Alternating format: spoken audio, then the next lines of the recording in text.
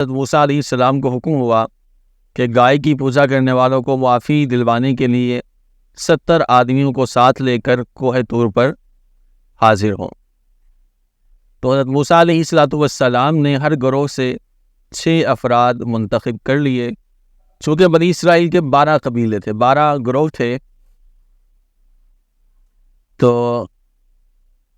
ہر گروہ میں سے جب 6 لوگ لیے گئے تو وہ 70 سے بڑھ گئے، تو اللہ تعالیٰ کی طرف سے حکم تھا کہ 70 آدمی لے کر آؤ، تو 70 کی جگہ 72 ہو گئے۔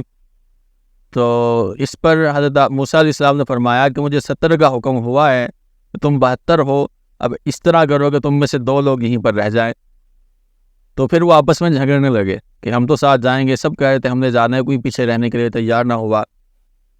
تو اس پر پھر حضرت موسیٰ علیہ السلام نے فرمایا کہ جو رہ جانے والے ہیں ان کو بھی ویسا ہی ثواب ملے گا جو ساتھ جانے والے ہیں۔ تو یہ سن کر حضرت کالب اور حضرت یوشع رضی اللہ تعالیٰ عنہما یہ رہ گئے، اور اس طرح کل 70 آدمی آپ کے ساتھ ہو لیے۔ تو یہ 70 افراد ان لوگوں میں سے تھے جنہوں نے بچڑے کی پوجا نہیں کی تھی۔ تو حضرت موسیٰ علیہ السلام نے انہیں روزہ رکھنے اور بدن پاک کرنے اور کپڑے پاک کرنے کا حکم دیا۔ پھر ان کے ساتھ طور سینا کی طرف نکلے، تو جب پہاڑ کے قریب پہنچے تو انہیں ایک بادل نے ڈھانپ لیا، بادل نے سایہ کر دیا۔ تو حضرت موسیٰ علیہ السلام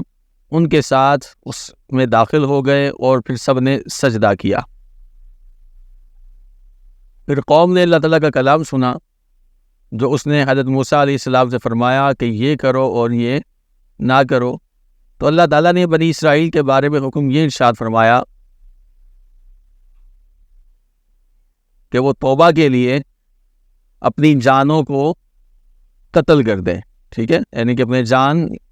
دینا ان کے لیے یہ حکم تھا کہ اگر وہ چاہتے ہیں کہ ان کی توبہ قبول ہو تو وہ اپنی جان دے دیں۔ تو جب کلام کا سلسلہ ختم ہوا اور سلسلہ ختم ہونے کے بعد بادل اٹھا لیا گیا، تو یہ لوگ حضرت موسیٰ علیہ السلام کی طرف متوجہ ہوئے اور کہنے لگے کہ توبہ میں اپنی جانوں کو قتل کرنے کا جو حکم ہم نے سنا ہے، اس کی تصدیق ہم اس وقت تک نہیں کریں گے جب تک کہ اللہ تعالیٰ کو اعلانیہ نہ دیکھ لیں۔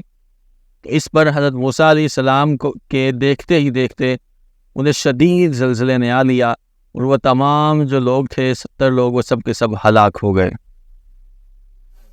تو یہ دیکھ کر حضرت موسیٰ علیہ السلام نے گڑ گڑا کر بارگاہ الہی میں عرض کی کہ ربی لو شئت اہلکتم من قبل و ایاج، اے میرے رب اگر تو چاہتا تو پہلے ہی انہیں اور مجھے ہلاک کر دیتا۔ اتہلکنا بما فعل السفہاء منا، کیا تو ہمیں اس کام کی وجہ سے ہلاک فرمائے گا جو ہمارے بے عقلوں نے کیا؟ ان ہی الا فتنتک،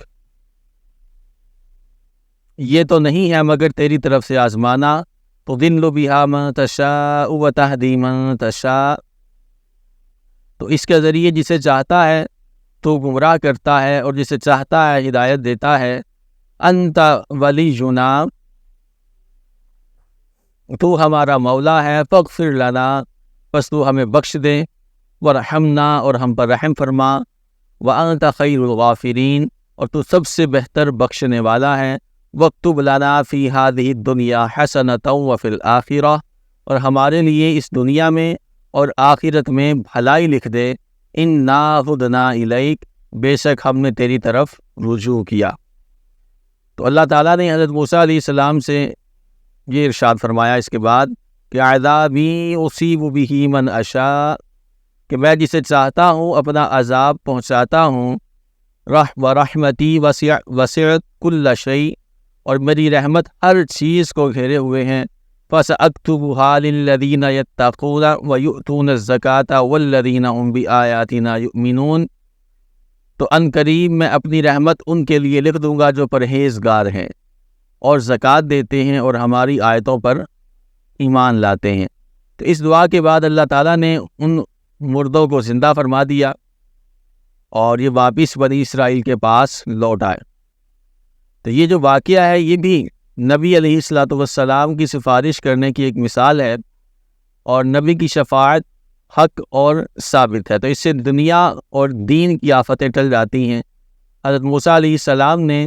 ان سب کی سفارش فرمائی جو ان کے کام آئی۔